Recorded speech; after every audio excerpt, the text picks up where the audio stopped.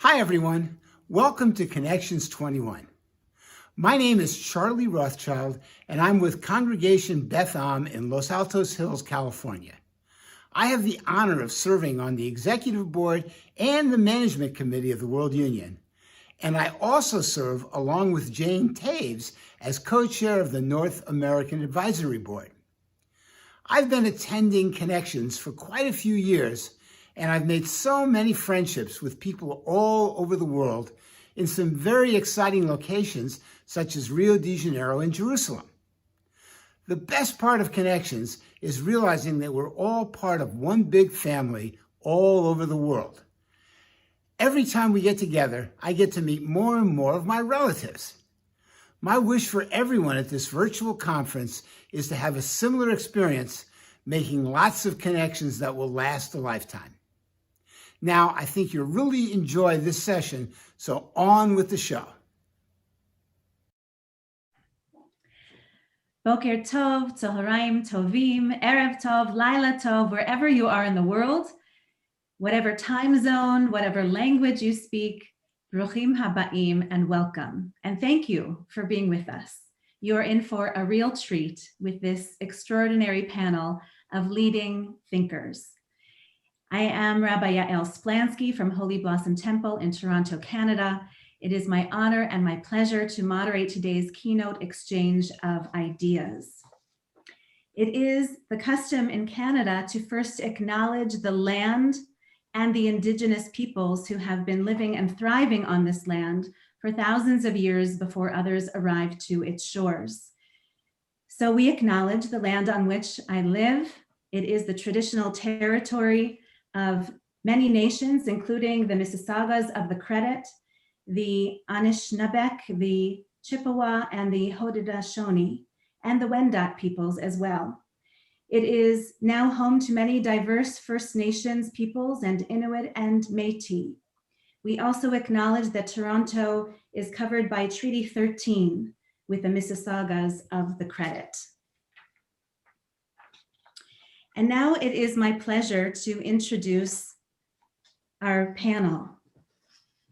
Oh, and I also want to thank Charlie Rothschild, who's a member of the World Union Board. He's the one who is pulling this all together so beautifully for us. Thank you, Charlie, for all you do for the World Union. So our panelists today include Peter Singer, who is the Ira W. DeCamp Professor of Bioethics in the University Center for Human Values at Princeton University. Professor Singer is one of the world's most well-known living philosophers. He is an author, editor, and co-editor of over 50 books, including the highly influential Animal Liberation, Practical Ethics, and The Life You Can Save, which led to his founding of the organization by the same name. His work has played a key role in both the animal rights movement and in encouraging people around the world to take action in the fight against extreme global poverty. Welcome. Thank you. Our panel also includes Steven Pinker, who is the Johnstone Family Professor of Psychology at Harvard University. Professor Pinker is an experimental cognitive psychologist and a popular writer on language, mind, and human nature. He is an elected member of the National Academy of Sciences, a two-time Pulitzer Prize finalist, a Humanist of the Year, a recipient of 9 honorary doctorates, and has been one of Foreign Policy's World's Top 100 Public Intellectuals and Time's 100 Most Influential People of the World Today. He is the author of, among others, The Language Instinct, The Better Angels of Our Nature, The Sense of Style, and Enlightenment Now. Welcome. Thank you, Rabbi Splansky. Our panel also includes Charlie Bressler, who is the former executive director, current board member, and major donor of The Life You Can Save. After earning a PhD in social and clinical psychology from Clark University, Bressler became director of behavioral medicine for the California School of Professional Psychology in Fresno. He was then recruited to the Men's Warehouse, where he became head of human resources, stores, and marketing and ultimately president. In 2013, Bressler became volunteer executive director of The Life You Can Save, helping to build the organization from the ground up together with its founder, Peter Singer. Welcome. Thank you very much. And finally, our panel is rounded out with Adam Azari. Adam is the founder and head of the Jewish Effective Giving Initiative, a new program of the World Union for Progressive Judaism, created to inspire rabbis and Jewish leaders to save lives by introducing their communities to effective giving. Adam holds a master's degree in philosophy from Tel Aviv University. In the past, he has worked as an editor, a teacher, a caretaker for people with mental challenges. Welcome, Adam. Thank you.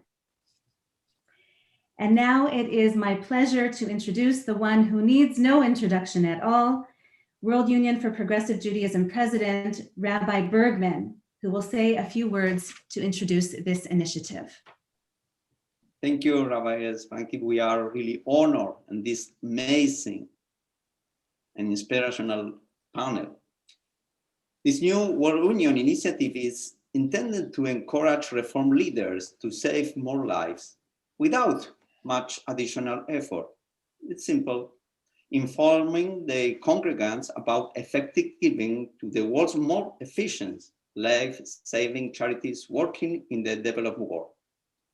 The project is meant to bridge between the reform movement and the emerging global effective altruism movement, which already save thousands of lives every year and which we will learn more about in today's panel. Promoting this idea is going to be a priority for us in the World Union in the coming year.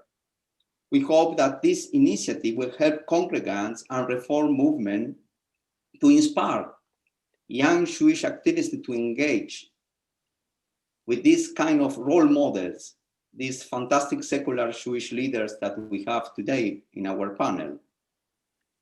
They lead some of the more impressive effort to bring about true and real tikkun olam, how we can fix together the world, how we can really inspire by action and to fulfill the ethical and the Jewish commitment to save a life is for us to save a world. Please share with us this leadership and amazing inspirational presentation that we honor to share with all of you. And then the stage, Rabbi Yael, is from you to moderate and to share with us these amazing speakers. Thank you, Rabbi Bergman. So I have such admiration for this panel. The brain power, the brain trust that we have assembled here is really astounding. We have two goals before us. This discussion will introduce a new World Union flagship initiative and will introduce the reform movement to The Life You Can Save, an organization dedicated to fighting extreme global poverty and its effects. So let's begin. First, for Professor Singer. You are a thinker who is often credited with starting the effective altruism movement. So please tell us, what is effective altruism and how would the movement benefit from rabbis and global Reform Jewish leadership getting involved in the initiative? Thank you. So effective altruism is both a philosophy in the broad sense of that term and a social movement. The idea in the philosophy is that one of the things we ought to be doing is to aim to make the world a better place. That, you know, we're not expecting everybody to be saints and to be single-mindedly devoted to that in all of their waking hours, but we do think that for any ethical person, that should be part of your aim. That should be something that you're thinking about and doing something about. So that's the altruism part of it. The effective part of it is that whatever resources, whatever time, whatever skills, whatever money you can put towards making the world a better place, you should think about trying to get the best value, get the most good out of those necessarily limited resources. So that's just, a matter of getting value for money, which we all think about, of course, when we go shopping for ourselves. But people don't think about so much in the field of philanthropy. And now the effective altruism movement has led to a large body of research showing which are the most effective charities. So that's what the movement is really about. And it is a worldwide movement now of people and groups in many different countries thinking along these lines. So how does this connect with the World Union of Progressive Judaism? I think that's clear that we want to have more people thinking about this. We want to have more people acting and doing something about this. And this idea of combining with the World Union gives the effective altruism movement the opportunity to reach a new audience, an audience which can be active in talking, thinking, and doing something for the world and drawing on this research so that we know how to do that as effectively as possible. And I'm very enthusiastic about this initiative, and I really hope that it will forge a strong link between effective altruism, which is a largely secular movement, and the World Union. Thank you for laying the foundation so clearly for our learning together today. So we're going to come back to those good ideas you introduced. Professor Pinker, the next question is for you. I understand that you had a personal connection to the reform movement in your youth. So what memories might you share with us today from that experience? Well, that would be an understatement. I went to Hebrew school and Jewish studies school at Temple Beth Shalom in Montreal, now part of Temple Emanu Beth Shalom, or Reform Temple.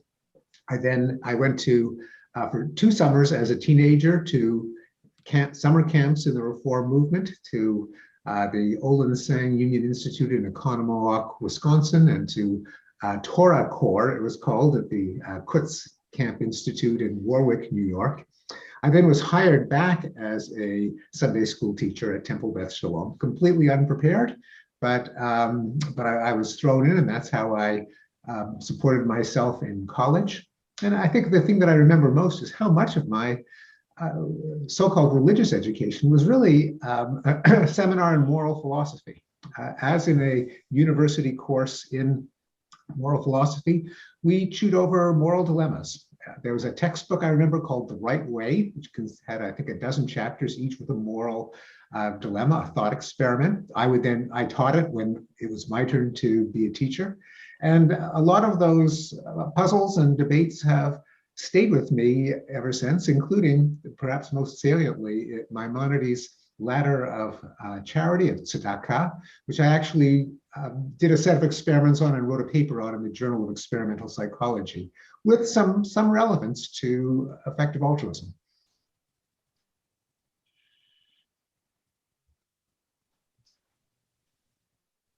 Well, it's good to meet a fellow Canadian today. And my grandfather actually was one of the founding rabbis of Olin Sang Ruby Camp. My father may have been your counselor for all I know. So good to meet you. A follow-up question to that, if I could. What got you interested in effective altruism? How does this idea correspond with the ethical teachings of progressive Judaism as you understand them? I was introduced to effective altruism through some students at Harvard, particularly my graduate student, Jason Nemero. I was interested in it because it posed for me as a psychologist the particular emotions and motives that we as humans tend to bring to charitable giving, not always rationally.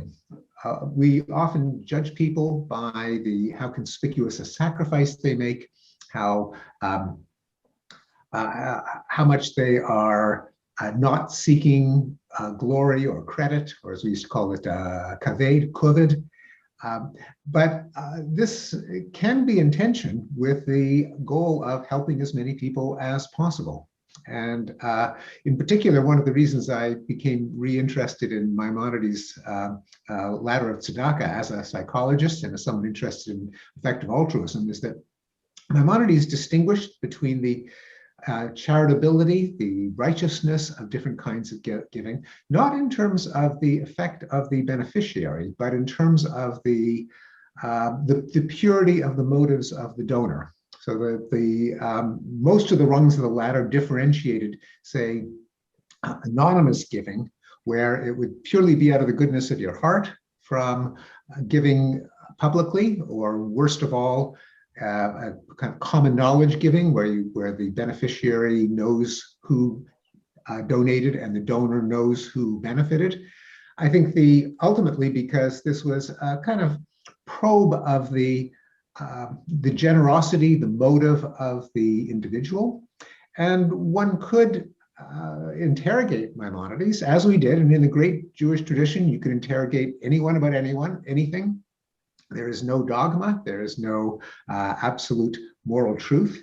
And one could ask, should we really care about how pure the motive is of the donor or how little credit they get? Or should we really focus on the degree of benefit to the beneficiary? And in our experiment, we showed that when people judge how charitable, how righteous a donor is, they care about features like anonymity, so that someone who gives, say, $10,000 anonymously is considered to be more charitable than someone who gives $20,000 publicly.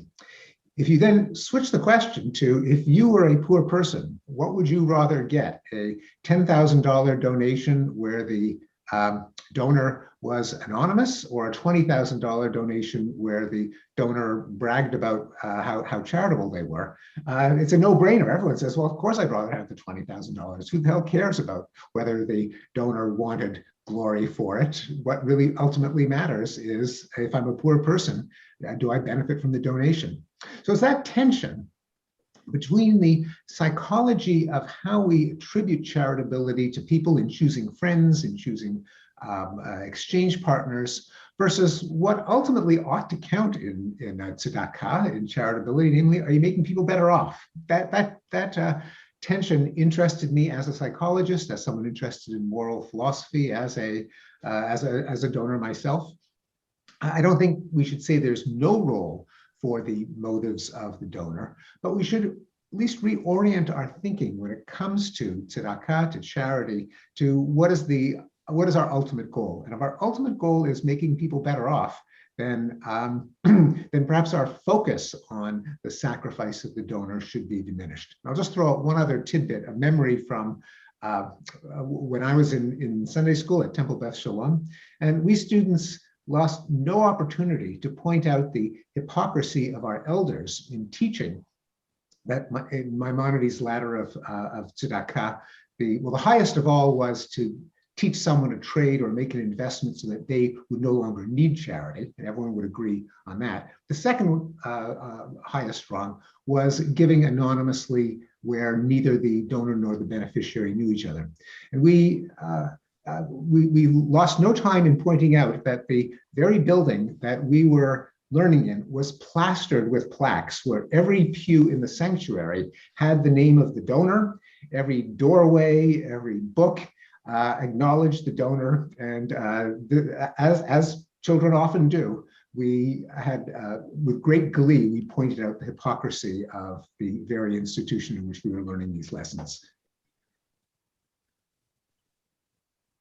Thank you for bringing some Maimonides and the religious themes to what is so far primarily a secular movement. The next question is for Charlie Bressler. Charlie, I understand that you are not a practicing Jew yourself today, but that your personal story as a philanthropist started with a kind of ethical journey. So what led you to the life you can save? I have to say, I'm quite gratified by Stephen's comments that nobody needs to examine my motives for giving money away. So it's really nice. Thank you very much, Stephen. That's just really relaxes me. In terms of my background, what led me to this journey was I grew up in a house that was very secular, very, I guess, liberal in a 20th century sense of the word liberal. But I was acutely aware of being Jewish. I went to Hebrew school, maybe surprisingly. I was bar mitzvah. But I think most importantly, in terms of this journey to the life you can save, my parents spoke about the Holocaust more than frequently, I would say almost constantly. And most importantly about that was people's personal responsibility for standing up and doing something when they perceive something evil going on. In a rather self-righteous way, when I look back on it, my parents were extremely critical of Germans, in particular, Poles and other people, but not so critical of themselves and their contemporaries for not doing very much about a lot of problems in the world. But I grew up with this strong sense of personal responsibility. So when I went to university in the 1967 to 1971, at the height of the war in Vietnam, it immediately energized me and made me feel very strongly that I needed to do something to oppose what I perceived, correctly or incorrectly, we're not debating that today, the kind of almost genocidal nature of the war in Vietnam and the racism going on in my own country in the civil rights movement. So I became extremely active for many years. But in 1975, like many of my contemporaries, I became politically quiescent and I started career building and family building, which was very gratifying, particularly the family building part of it, and was great, and didn't really do much to act on my personal responsibility towards all the problems that were going on in the world. But I eventually had a career, as a graduate psychologist, graduate school psychologist, tried to do a good job of teaching my students, but was recruited into a business in a strange set of circumstances and stayed in that business very long, as your introduction, Rabbi Splansky, highlighted, and ended up as the president and sort of heir apparent to become the next CEO of this $1.8 billion company. And I woke up not one morning, but over a period of time and said, I'm 59 years old. Oh my God, I better do something to live up to these values and my sense of personal responsibility. So this was back in 2008. I did a couple of projects after telling the board and my boss that I wasn't going to stay in this business much longer. But in 2012, I read the book, The Life You Can Save, which I'll talk more about later. And it really hit me that it could be a great thing to help the author, Peter Singer, build an organization that would promote these ideas. So out of the blue, I wrote Peter an email, found his email address, don't even remember how I did that, and wrote him an email and said that Diana, my wife, and I would like to help him build this organization. Again, we won't examine my motives, but I think my main motive was to begin to be the kind of person that I always thought I would be. And so that's how I ended up at The Life You Can Save. And that was the rather circuitous, but in many ways direct route to the life you can save from my childhood. Thank you for sharing some of your story. And I look forward to hearing about that email from the other side, from the receiver. But next, let's meet Adam Azari. Adam is the one who dreamt up this new initiative for the World Union. Adam, as the dreamer of this initiative and as the son of a Reform rabbi, that's something you and I have in common. How did your story, your personal story, lead you to effective giving and to this initiative? So I basically grew up in the Reform movement at the Beit Daniel congregation in Tel Aviv. As a child and as a teenager, I went to a temple every week. I still know all the prayers and all the songs by heart. But at some point, like many other people who grew up in the movement, I simply got interested in other things. Initially, in my case, it was music. Then eventually, I ended up studying philosophy. And as time went by, I found myself kind of less and less attracted to Jewish rituals and to religion in general. And that's the kind of textbook I understand among many rabbis' kids, present company excluded, maybe. But now at a certain point, when I was studying for my master's in philosophy, I became aware of this intriguing new movement that started at Oxford University of students who were encouraging people to save lives and do more good in the broader world by giving more and giving more efficiently. The effective altruism movement. And I remember being completely blown away reading that for the price of training one guide dog for the blind in the US, you could literally prevent hundreds of cases of blindness in the developing world. And I'm actually still blown away by the fact that there are charities out there that can save the life of a child from a cruel death for $4,000 of donation money. So I've been following the effective altruism movement closely and admiringly for a few years now, occasionally donating to effective charities here and there, but always with this kind of frustrating sense that that my own modest disposable income as a caretaker for mentally challenged people or as a teacher and an editor was not the way I'm really going to make an impact. So for quite a while, I was wondering how I could do my share to just help and save lives and do something. And about a year and a half ago, I suddenly had this, you could say, personal eureka moment. I remember I was sitting at a cafe with my wife, talking with her or to her about the woes of the world, as I often do with a sullen face. And I suddenly realized that there actually was something I could do. It suddenly hit me that the reform movement has this crazy untapped potential to save thousands and thousands of lives by simply informing Jews about effective giving. I suddenly realized that a rabbi who inspires his or her congregation members to just give more effectively and do a little bit of homework could actually be one of the most life-saving people out there. That rabbis could actually save more lives than doctors with almost no additional effort. I even for a second there thought about becoming a rabbi, but I talked myself out of it very quickly. So I started harassing my rabbi father, who'd never heard of effective altruism. And we really had months of back and forth conversations about rabbis, their moral obligations to help others, where the reform movement was at, what it was and wasn't doing to fight extreme global poverty, and what tikkun olam really means in an age in which anyone can save the life of a child for a $4,000 contribution to the Against Malaria Foundation. And eventually I got to him, and he encouraged me to write a short call for action document. I worked really hard on this, which made the case for why the reform movement would become a better, more appealing version of itself by being the first religious denomination in the world to embrace effective giving. I tried to explain why this would inspire young Jews, how it would bring amazing new people into the movement and make the movement not only look better, but be better.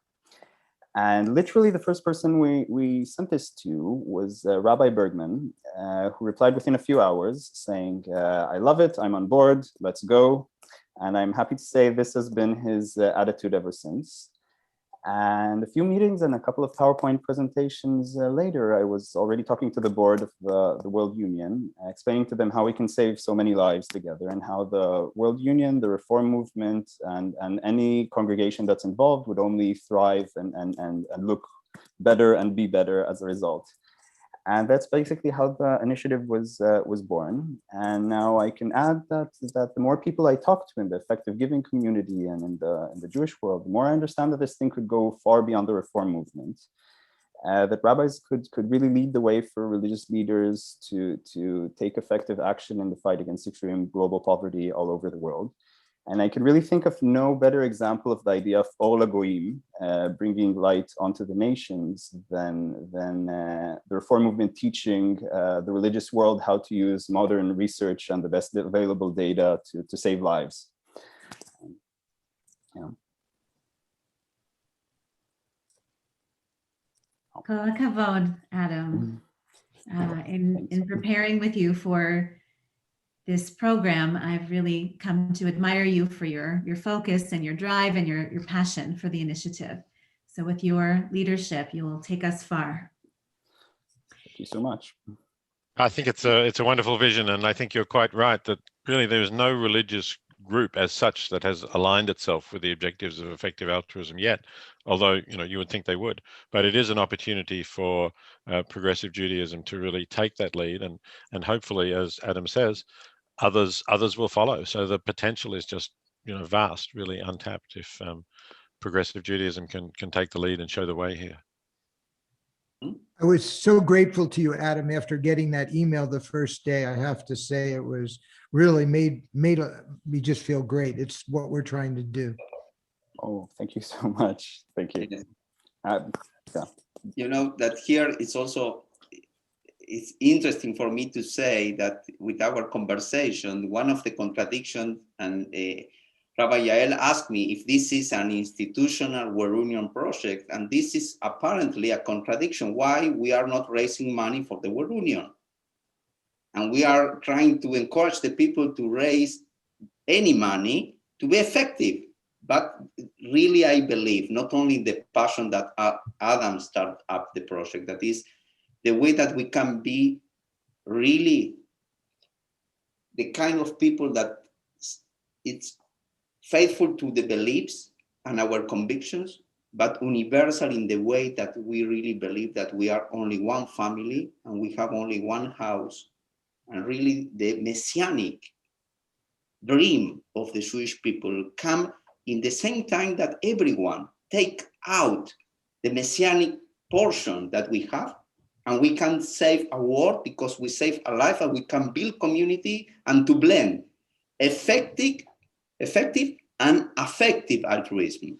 Because we know that the people want to give because we are not rational beings. We believe that we are rational beings. We're emotional beings.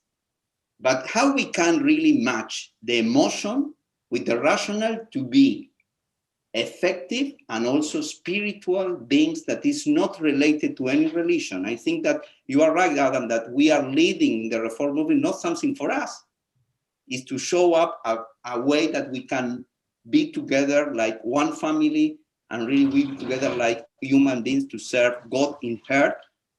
And no matter what you believe, the important action is what they change the world. So Adam, you see, you say something and the whole screen lights up. Wow. We're following your lead. Professor Singer, there are many young people like Adam involved in effective altruism. Why do you think this idea is especially appealing to young people?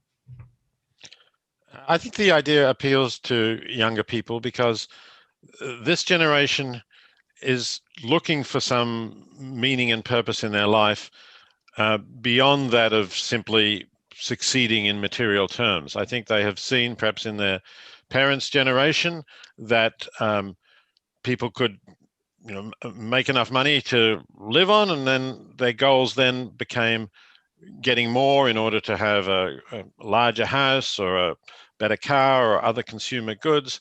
But also, it gave them a lot of stress and concern. And I think many people felt this didn't really make people happy, or it didn't make them fulfilled.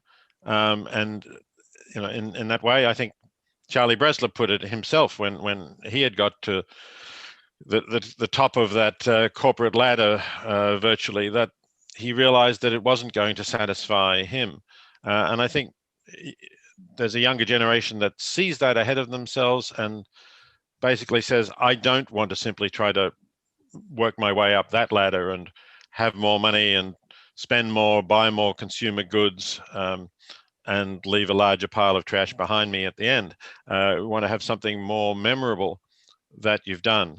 And I think that's why the effective altruism movement has a lot of appeal among the people who are students, undergraduates, and also people in their 20s and early 30s. Perhaps some of them have already made some money, but then they're thinking, well, this isn't really enough. What should I be doing with this? Thank you. I wonder if anyone else on the panel would like to comment on young emerging Jewish leadership and this? I actually have a little something, a thought that comes to mind. From my personal experience, young people also tend to have more limited means initially at the beginning of their lives. And for me, I can say as an individual donor that there's a big difference between knowing that you've contributed to a noble cause and knowing that you have saved a life with your contribution. This is a completely different feeling and a completely different, just as someone who has been a caretaker, who doesn't have too much disposable income, I know how strong it is how important it is to feel that what you have donated, you've donated it effectively. And it's in that sense, it's also an extremely strong thing just to know that you have actually had positive effect on the world, even as a person with limited means. That meant a lot to me. And yes.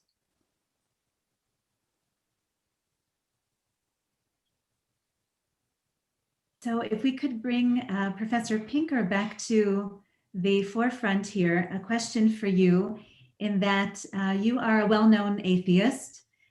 Despite how freely you teach Maimonides and you speak of Jewish values, I wonder if you could share with us some reflections on this era of declining religious affiliation, and what positive role do you see synagogues and other Jewish organizations playing today?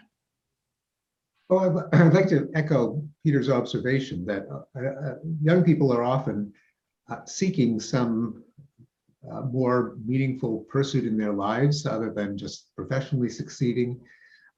Sadly, a lot of that energy is being absorbed today in what's sometimes called the Great Awakening, the social justice warfare, that you make the world a better place by calling as many people racists as possible or transphobes.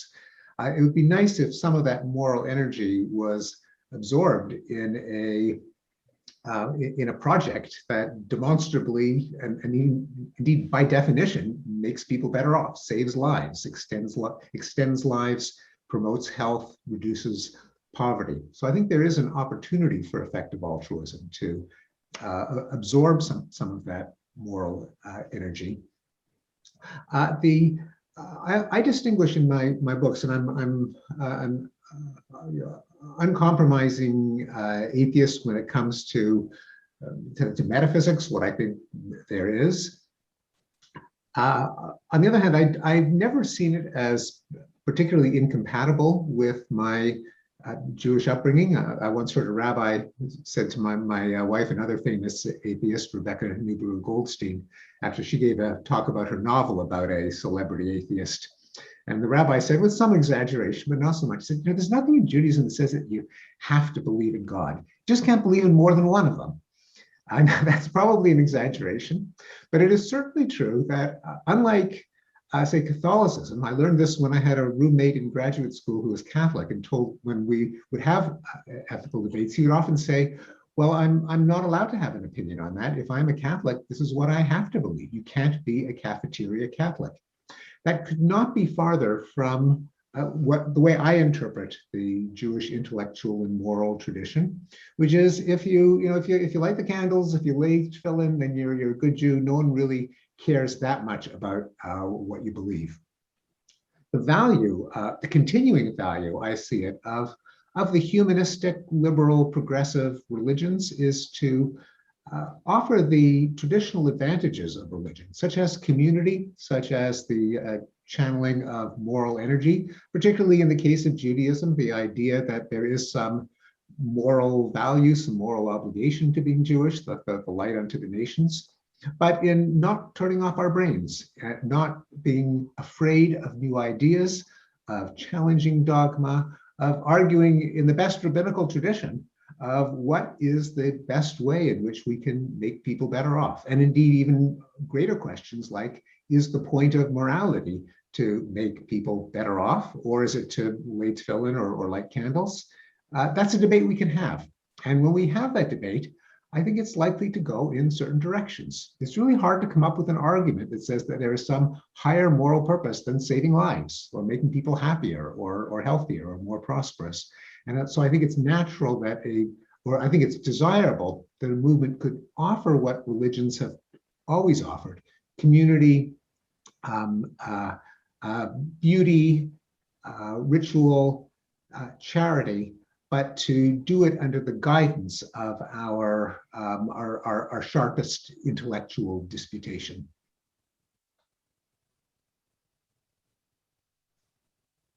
Thank you. So maybe a follow-up question to you or anyone on the panel.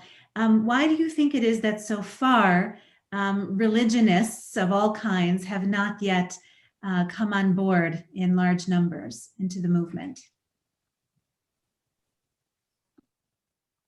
That's a very good question. I wonder if it is because they perceive a tension between asking people to donate to their own religion and asking them to help strangers. And I know from other organizations that I've been involved in, I've also got a lot of concern for the suffering of animals, and I've spent a lot of time working with organizations trying to reduce the suffering of animals. And it's really hard for them to get them to work together and not to feel competitive, not to feel that, well, if somebody donates to your organization, they're not donating to my organization. That's been a problem. It's interesting that I haven't found that problem really in the effective altruism movement so much. I think there's much more readiness to say we're all working towards the same goal.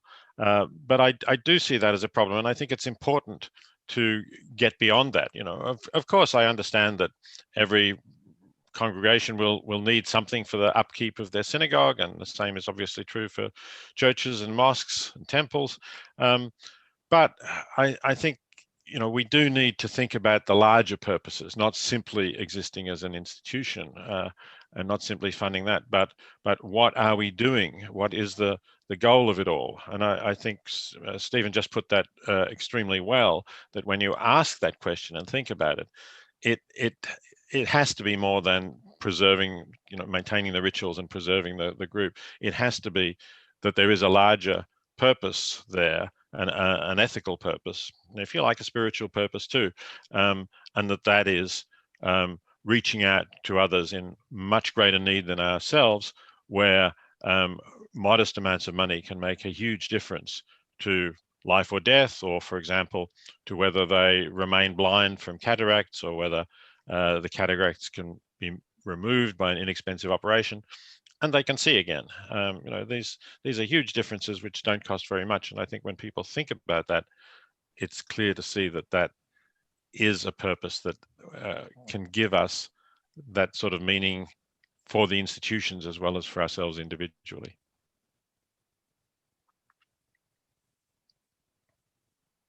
I think, Yael, that you are raising something very interesting here, because maybe it's like Professor Pickett said, that we know that God is not asking what we believe and what we are doing for him.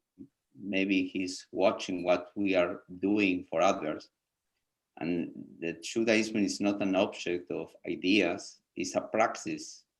That means for us that we don't need to read Torah, we need to became Torah in action. And I think really that the tension is between religion and spirituality, because we really believe that Judaism is not only a religion, and Judaism is not only a stream, but the Jewish spirit moves us to try to be universal without cutting our roots in our particular way, and that we need to be open-minded to share with everyone. I think that effective altruism shows us some of the common grounds with the Judaism, because we try every time to become part of a wider family that is not only what the Torah teaches, is not to help the Jewish people.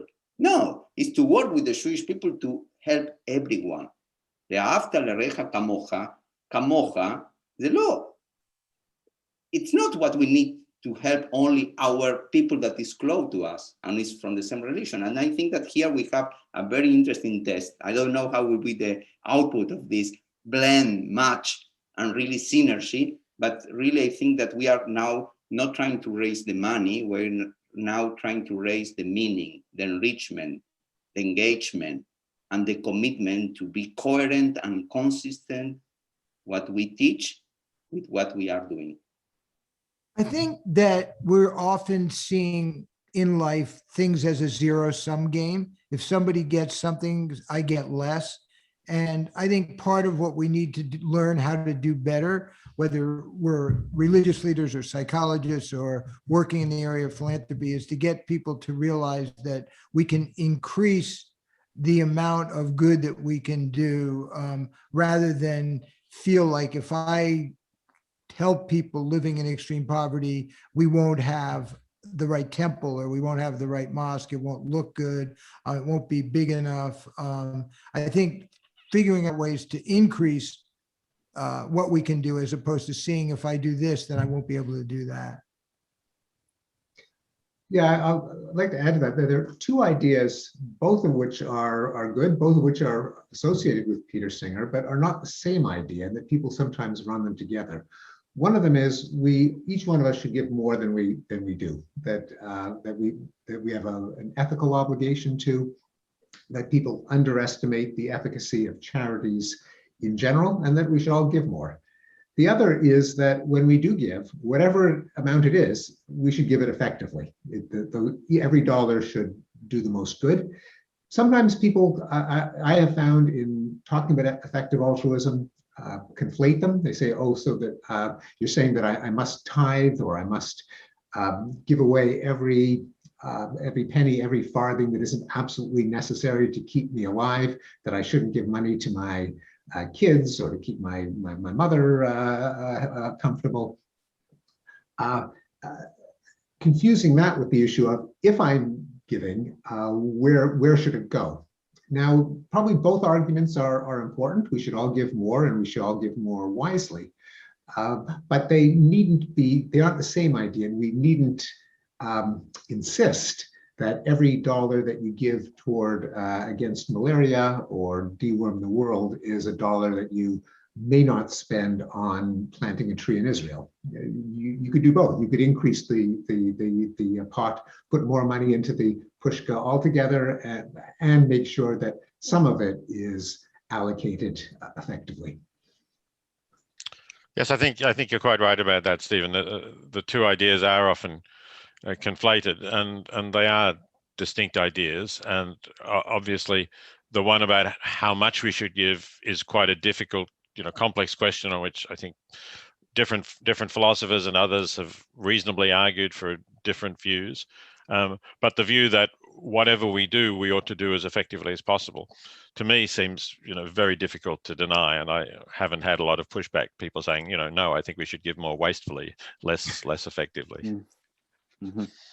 It's also important when you talk about wastefully, that I have found in my experience that a lot of people confuse effective altruism with donating to charities that have minimal administrative costs. We have, I think, a primitive idea that if a charity hires people and pays their salary as opposed to giving the money directly to the beneficiaries, then somehow it's corrupt, it's wasteful, it's bureaucratic.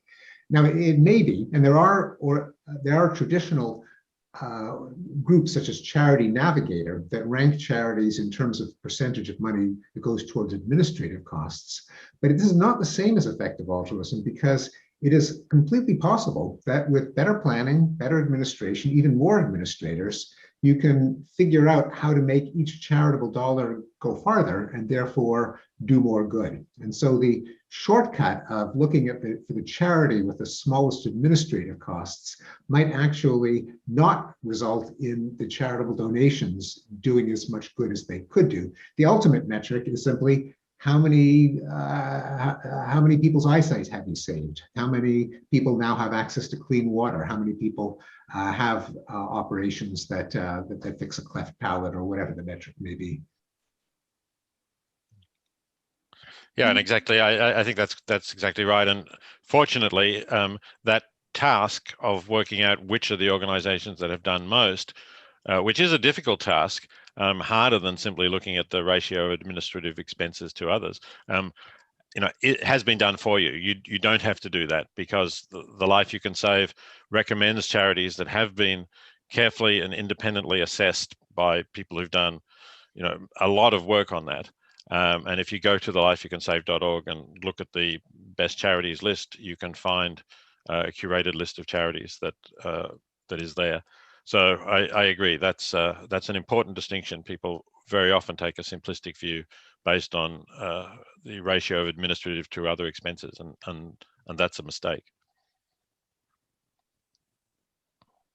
Thank you all for this exchange on this theme. And I really appreciate Rabbi Bergman's expression about going from the conversation around raising money to the conversation about raising meaning and the interplay between the two. I know that's important to everyone here. A question for Charlie Bressler, if I could. How do you see the Life You Can Save engaging with the Reform communities in the future? What kind of discussions, insights, and values do you see your organization bringing to further strengthen Reform congregations? Well, I think that the Life You Can Save wants to, the organization, offer a number of tools, as Peter suggested, to help people guide themselves, and we can help guide how you can give impactfully and how you can give really effectively. So the Life You Can Save as an organization is really dedicated not only to spreading Peter's general ideas about effective giving, and as Stephen suggests, how much one should give, which is really the secondary question. The primary question right now is how to give most effectively. So we would like to be really embedded in the congregations and among the congregants in the World Union, as much as you all would be interested in having us and inviting us.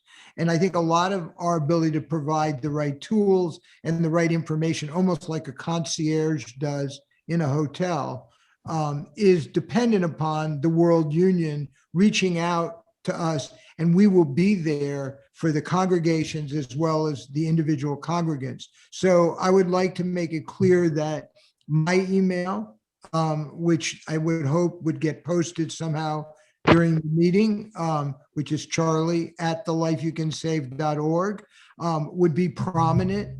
And it would be, sometimes when you give people an open-ended invitation, it feels like there's no invitation at all. But this invitation is to use the Life You Can Save as an organization that wants to help people have a dialogue about giving effectively and how they can expand the circle of compassion that they already have. So we have Peter's book in audio form, which was read by a whole bunch of celebrities like Paul Simon and Stephen Fry and Kristen Bell. So you can download that book for free from our website, thelifeyoucansave.org. We have an ebook that you can download for free. And if congregations or individual congregants want to get paperback books, we are more than happy to send them paperback books. And we're sending out thousands of these books really at no charge. We have had a debate about whether or not you make something less valuable when you don't charge for it. But we bought the rights for the book very inexpensively from Random House. And one of our main goals right now is to distribute this book as widely as possible. And I'm looking to reach hundreds of thousands or millions of people. And I know, for example, Stephen, I think you have like 700,000 Twitter followers or something astounding like that. So we're hoping that people like Steven Pinker will make the book available, and we'll tweet about it, and that we can get that book out there. But we also have a lot of other content on the website and videos that we think are compelling. Peter's TED Talk. We have a number of other really interesting videos, and we have write-ups on the 22 nonprofits. So the way we hope to help is by being a concierge service, but also providing all this information. And we look forward to the World Union inviting us into the dialogue as this project grows. And I know that all my teammates at the Life You Can Save are really excited about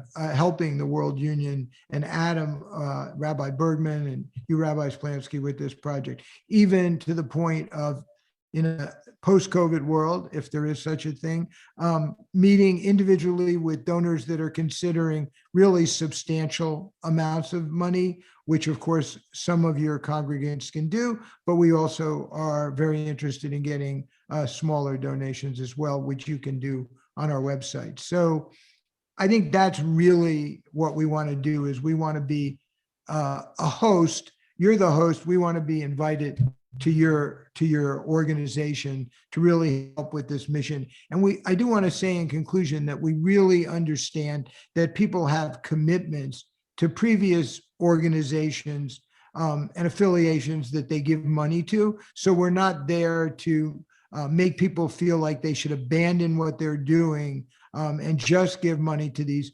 22 nonprofits or Help the Life You Can Save Grow. Obviously, we have a point of view as to why those are good things to do, but I hope we are sensitive to people's starting point in all of this. Thank you for bringing us from the theoretical and the philosophical to the practical. This is getting very real now. And a follow-up question for you, Adam, then, is considering that this initiative is aimed at rabbis and that many of those joining us today from home are rabbis, what exactly is the initiative's plan for congregational rabbis, and what exactly do you want us to do, and how can we find out more about the initiative? So our plan in the coming months is to basically reach out to as many rabbis and congregations as we can and to help them save more lives together. We want to do this by introducing them to some remarkable people from the effective giving community, people like Charlie Bressler, really effective leaders, philanthropists, and activists who are at the forefront of the fight against extreme global poverty, and who would love to introduce congregations to effective giving and explain how congregation members could save more lives than they think without too much additional effort. We expect this generally to be a wonderfully positive, interesting experience for congregations involved, and we're very committed to making the process as easy and as positive as possible. No existing programs will be affected, no special effort is needed, not even on part of the rabbi. And as part of the process, we want to encourage rabbis to take a personal pledge to inform their congregants about their ability to save and improve lives through effective giving. The pledge is not legally binding and sums are not specified because we want as many rabbis participating in whatever way they can. And we believe that the best way to spread this idea is through rabbis giving sermons, having conversations with congregation members, and hosting modest introductory events that will help organize free of charge. Now, in the pandemic world, there's actually no geographical barriers, so we can get amazing speakers, volunteer speakers for congregations, and there's actually an opportunity here. And whoever joins us will get the full support of the initiative and the World Union in their journey to saving more lives. I will personally explain the process to every rabbi or lay leader who's interested in detail. And I'd also like to stress, as Rabbi Bergman already mentioned, that none of the money raised is going to go through the World Union. Our goal here is to raise money for the most effective life-saving charities out there. And we see ourselves as basically providing a free service to any congregation that's interested in taking its tikkun olam game to the next level, to actually save more lives, to prevent blindness, to do amazing things in the world. And regarding where you can find out more about us, so by the time this panel airs, our website will be live. So I encourage everyone to visit us at jewisheffectivegiving.org. The link is, I believe, will be in the conference website. And of course, I urge everyone to visit The Life You Can Save's beautiful website, which is essential reading and viewing for anyone who wants his or her donation money to really have an impact on people's lives. It's a beautiful website, and I can't recommend it strongly enough. So, I want to add, Yael, I want to add that we have all the time a discussion with Adam because he's all the time addressing to rabbis, and I want to address to the non-affiliated Jews because I believe that we have a huge amount of Jewish people that are secular, that they are living outside their religious framework, outside the synagogue, not related to rabbis, and there are really Reform Jews And they are doing exactly what we are preaching in the synagogue. They are doing exactly what we are expecting for our people, to convince them to do that. And they are there. We need to build bridges. And this is for us the work. It's also an interfaith, intercultural, global dimension. There is nothing more clear to be together with all the religions, with all the nations, to do the right thing. That means it's not theoretical, it's practical. And I think that here we have the complementation. I really support Adam that have so real expectation with rabbis. I want to use this platform to outreach a lot of scholars and people that are doing the right work, and like this amazing speaker that we have in this panel. Yes, Steve. Thank you. This hour has just flown by, and I wish we could linger in one another's company. These leading thinkers have sparked the conversation. This is really just the beginning. And I'm hoping that congregations throughout the World Union now will take up this conversation and bring it to your boardroom tables, bring it to your youth groups, to your university students, and see where it can lead, see what sparks might catch. I would like to conclude with a word of Torah. As Moses prepared Bnei Israel for entering the land of Israel, which promised to be a land flowing with milk and honey, Moses says, Ki lo yechdal evyon mikerev haaretz. There will never cease to be needy in the land. That is to say, Moses was telling it straight, that God's green earth is wonderfully bountiful. God did that. God provides. But how the bounty is distributed so that no one goes hungry, that is up to us. And so the mitzvah that follows, Patoach tiftach et yadcha. Therefore, I command you, God says, you shall surely open your hand to your sibling, to your poor one, and to the needy one in your land. And notice the pronouns here. It doesn't say open your hand to a needy person, to a person at risk, to a vulnerable one. It says to your poor, to your needy, to your brother, to your sister, to your vulnerable. It's a possessive form, that those in need are yours, that they belong to you, and therefore you must provide for them as an ambassador of the divine, as an emissary of God who is the creator of all, including creator of the human impulse to do good, to do what is just and right. So thank you once again to our esteemed panelists, and to Rabbi Bergman and to Adam Azari for leading this effort. And thanks to all of you at home who have joined us. May one mitzvah lead to another as we are taught. Mitzvah goreret mitzvah. V'hatzlacha, may you go in success. Amen. Thank you very much. Thank you. Yes, thank you for the opportunity. Thank you, everyone. Really, thank you.